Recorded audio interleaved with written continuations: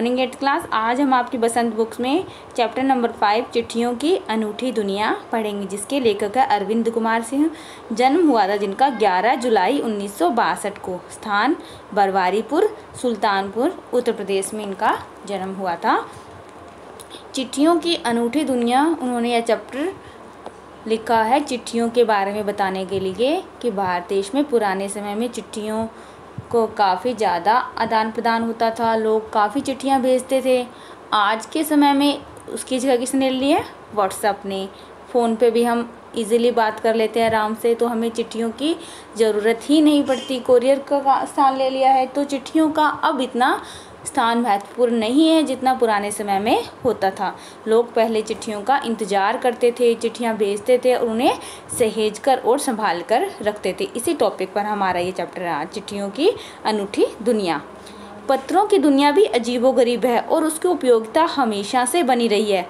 पत्र जो काम कर सकते हैं वह संचार का आधुनिकतम साधन नहीं कर सकता है। पत्र जैसे संतोष फ़ोन या SMS का संदेश कहाँ दे सकता है। पत्र एक नया सिलसिला शुरू करते हैं और राजनीतिक, साहित्य तथा कला के क्षेत्र में तमाम विवाद और नई घटनाओं की जड़ भी पत्र ही होते हैं। इसमें लेखक कह रहे हैं कि पत्रों की दुनिया भी अजीब है। जो इसकी उपयोगिता है पत्रों की हमेशा से बनी ही रही है। पत्र जो काम कर सकते हैं संचार का जो आधुनिकतम साधन जो है वो नहीं कर सकते हैं। और पत्र जैसा संतोष हमें सेटिस्फेक्शन भी नहीं होती है SMS से। क्यों? फ़ोन से क्यों? क्योंकि हम पत्रों को संभाल कर रख सकते हैं, लेकिन SMS जो होते हैं वो डिलीट हो जाते हैं, इसलिए हम इनसे सेटिस्फाइड नहीं हो सकते। पत्र एक नया सिलसिला शुरू करते हैं और जो ये राजनीति होती है, साहित्य तथा कला के क्षेत्र में, और जो तमाम जो विवाद और नई घटनाओं की जो जड़ होते हैं वो भी पत्र ही होते हैं। दुनिया का तमाम साहित्य पत्रों पर केंद्रित है और मानव सभ्यता के विकास में इन पत्रों ने अनूठी भूमिका निभाई है। पत्रों का भाव सब जगह एक सा है, भले ही उसका नाम अलग अलग हो। यानी पत्रों का काम तो और पत्रों का भाव जो काम करना है वह सब जगह एक जैसा ही है। पत्र को उर्दू में खत, संस्कृत में पत्र, कन्नड़ में कागद, तेलुगु में उत्तरम, जाबू और लेख तथा तमिल में कड़िद कहा जाता है। तो ये अलग अलग जगहों के अलग अलग नाम हैं पत्रों के। पत्र यादों को सहेज कर रखते हैं, इनमें किसी को कोई संदेह नहीं है। हर एक की अपनी पत्र लेखन कला है और हर एक के पत्रों का अपना दायरा, यानी सबकी अलग अलग लिखने की कला होती है पत्र लिखने की, और जो पत्रों का अपना अपना दायरा होता है वो भी सबका अलग अलग होता है, लिमिट होती है। दुनिया भर में रोज़ करोड़ों पत्र एक दूसरे को तलाशते तमाम ठिकानों तक पहुंचते हैं कि दुनिया भर में कितने ही जो पत्र हैं, लेटर हैं, वो हर जगह अपने अपने ठिकानों पर पहुंच जाते हैं। भारत में ही रोज़ 4.5 करोड़ चिट्ठियां डाक में डाली जाती है, जो साबित करते हैं कि पत्र कितनी अहमियत रखते हैं। वो कह रहे हैं कि भारत में रोज़ का काम है कि पूरे भारत में 4.5 करोड़ चिट्ठियाँ डाक में डाली जाती है कहीं पे पहुंचाने के लिए, जो पता लगता है, जो साबित करती है, प्रूफ करती है हमारे सामने कि पत्र आज भी कितनी अहमियत, इंपॉर्टेंस रखते हैं। पंडित जवाहरलाल नेहरू ने सन 1953 में सही ही कहा था कि हजारों सालों तक संचार का साधन केवल हरकारे या फिर तेज घोड़े रहे हैं। क्या कह रहे हैं? पंडित जवाहरलाल नेहरू थे, उन्होंने 1953 में ही कहा था कि हजारों सालों से संचार का साधन केवल रनर्स, दौड़ने वाले या तेज घोड़े रहे हैं। पहले यही काम होता था, संचार का साधन किससे होते थे? रनर्स से या फिर तेज घोड़ों से। उसके बाद पहिए आ गए जो तेज दौड़ने का काम करते थे, पर रेलवे और तार से भारी बदलाव आ गया। जो रेल आई और तार, उनसे भारी बदलाव आ गया। तार ने रेलों से भी तेज गति से संवाद पहुंचाने का सिलसिला शुरू कर दिया, यानी जो आपस की बातें थी वो जो संवाद बातचीत होती थी जो पत्रों के माध्यम से करते थे, वो तार ने, जो इलेक्ट्रिक वायर होती है जिससे हम फ़ोन वगैरह करते हैं, वही कहते थे कि तेज गति से जो बातें पहुंचाने का सिलसिला शुरू हो गया।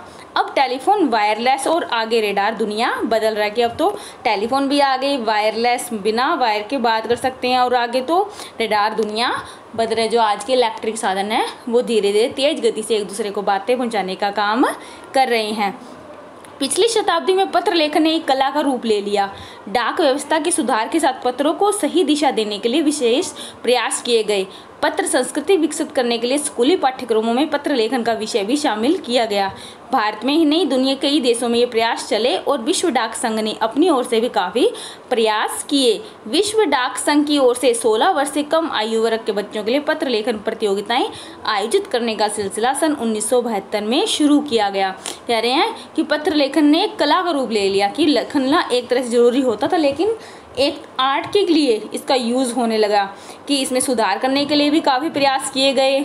इसको संस्कृति में, अपनी जो संस्कृति विरासत है उसके में भी पत्र लेखन को मान्यता देने के लिए जो स्कूली पाठ्यक्रम है, आप भी जानते हो, आपके व्याकरण में भी पत्र लेखन होता है, तो इसलिए किया गया क्या कि ये अपनी संस्कृति में शामिल हो सके। और भारत ही नहीं, दुनिया के कई देशों में प्रयास किए गए और विश्व डाक संघ ने भी अपनी ओर से काफ़ी प्रयास किए। विश्व डाक संघ की ओर से तो 16 वर्ष से जो कम आयु के बच्चे होते हैं उनके लिए पत्र लेखन की प्रतियोगिताएं भी आयोजित की गई, कौन अच्छे से पत्र ज़्यादा अच्छे से लिख सकता है। 1972 से यह सिलसिला शुरू किया गया था। पर सही है कि खास तौर पर बड़े शहरों और महानगरों में संचार साधनों के तेज विकास तथा अन्य कारणों से पत्रों की आवाजाही प्रभावित हुई, पर देहाती दुनिया आज भी चिट्ठियों से ही चल रही है। कि जो शहर हैं और महानगर हैं उनमें जो संचार के साधन आपसी बातचीत करने के कारण इनमें जो पत्रों की आवाजाही है, पत्रों का आना जाना, आदान प्रदान है, वह काफ़ी प्रभावित हुआ है, काफ़ी कम हुआ है। क्योंकि जो बात वो पत्रों के माध्यम से कई कई दिनों में प्राप्त करते हैं, वही बातचीत उनकी टेलीफोन के द्वारा काफ़ी जल्दी हो जाती थी, तो पत्रों का उपयोग कौन करे। पर गांव में जो संचार साधन जहाँ पे नहीं है वहाँ पे चिट्ठियाँ आज भी चल रही है। फैक्स, ईमेल, टेलीफोन तथा मोबाइल ने चिट्ठियों की तेज़ी को रोका है, पर व्यापारिक डाक की संख्या लगातार बढ़ती ही जा रही है। लेकिन कह रहे हैं जो चिट्ठियाँ हैं उनकी तेज़ी को रोक रखा है फैक्स, ईमेल, टेलीफोन तथा मोबाइल ने। पर जो व्यापारिक डाक होती है, जो काम के लिए होती है, उनकी संख्या तो अब भी लगातार बढ़ रही है। बाकी चैप्टर नेक्स्ट वीडियो में।